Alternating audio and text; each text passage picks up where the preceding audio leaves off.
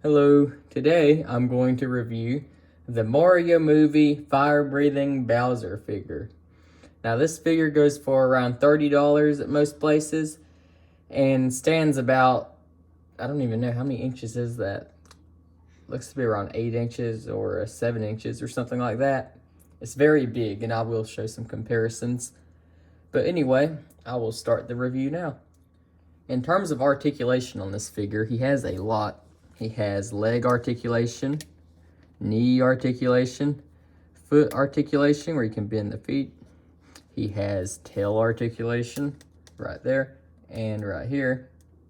He has arm articulation around the shoulders. He has elbow articulation and hand articulation. So he has a lot. Now he doesn't have any around the head for a good reason I'll show here in a minute. And none around the jaw either, which would have been cool, but I understand why it's not there, which I will show you why. But in terms of articulation, that's all he has, which is not really anything to complain about once you find out what he does. And this still is a pretty good amount of articulation for this figure, in my opinion at least. Now I'm going to show what you probably hit this video for, which is when I hit this button over here on the shell, he will breathe fire. Let me turn the light out and it will be even cooler.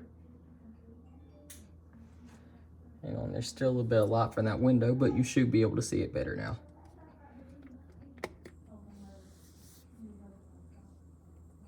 Yeah, that's a very cool feature that he has. Probably one of the coolest features I've ever seen put onto a figure. And I will show you how that works. Let me first show where it's coming from. See that light bulb right there? It's coming from a hole in the back of the mouth that shoots that and then lights it up. And that's why the mouth doesn't close or open, is for this feature right here, which is very cool. Now to access that feature, you pull off the shell. Now I'm going to show you what Bowser looks like without his shell. This is what the games would never show you. So you always pull it off from the right side since that's the way it clips on. Let me get it. Sometimes it can be a little bit more stubborn. There we go. And I should also mention that the shell is almost like a squishy material. So if you step on one of these spikes or hit your hand on it or something, it's not going to hurt too bad. Although I don't think it would feel too good. And it's almost squishy. Like it has some give to it. But you see the hole right here in the shell is for the button that you hit to turn on the action feature. Now you see right here it has an on and off switch, which is where you turn the play feature on and off. And there's where you put the batteries. It takes 3 AAAs. But anyway, to access the place where you put the water in for the fog that's going to come out, you pull off the back of his hair. Hang on. It actually locks into place pretty good, like that. And he has a little place where you pour water. Now he comes with this little syringe looking thing where you can just put a few drops in. He doesn't take very much. Let me take that out. And I will put it in just to show you how that works.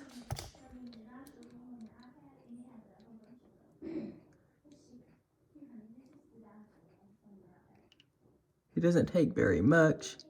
This actually lasts a pretty good little while. Let's see, I can put just a little bit more. There we go. And then when you're done doing that, you just squish the hair back on down. Hang on, almost there. I'm going to do this off camera real quickly for the sake of the length of the video. There we go. And now he's refilled. So I'm just going to stick the shell back on and show a few more things on this figure, like the details in the texturing. You can see he's actually very scaly. It looks really cool. And even like around the bottom of his feet and the bottom of his tail and places where you wouldn't really notice, it's all still detailed there. And I really like how he has little hair details in his eyebrows and along his hair on the top. He looks like a really high quality figure, which he is. Seems like a very durable figure too. And I would actually assume this would have been something like that Jack Specific would have sold for around $70, being how they sell their Sonic figures. But being that this one only goes for $30, that's like a really good deal in my opinion for this figure. I know Lego would sell something like this for $80 if they made a Bowser this scale. Probably more now that I think about it.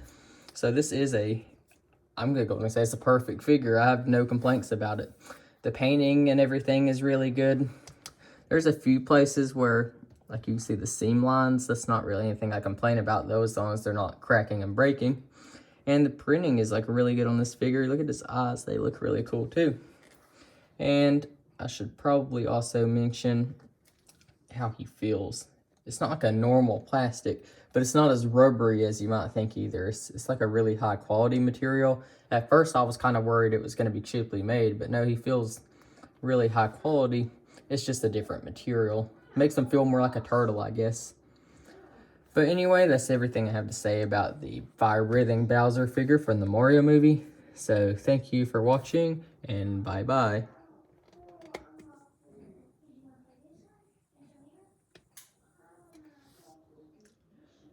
Wait, one more thing I forgot to do. Can't believe I almost forgot this. Is to show him in scale to Mario. Here is the movie Mario figure, and here is Bowser. You can see that he scales very well with Mario. And I might as well add a Star Wars Black Series figure too, since I review those a lot. Here's one of them compared to Bowser, even they scale good to Bowser. So, yeah, this is a very big figure. But anyway, that's the last thing I was going to say about it. I was just wanting to show a scale comparison. So thank you for watching, and goodbye.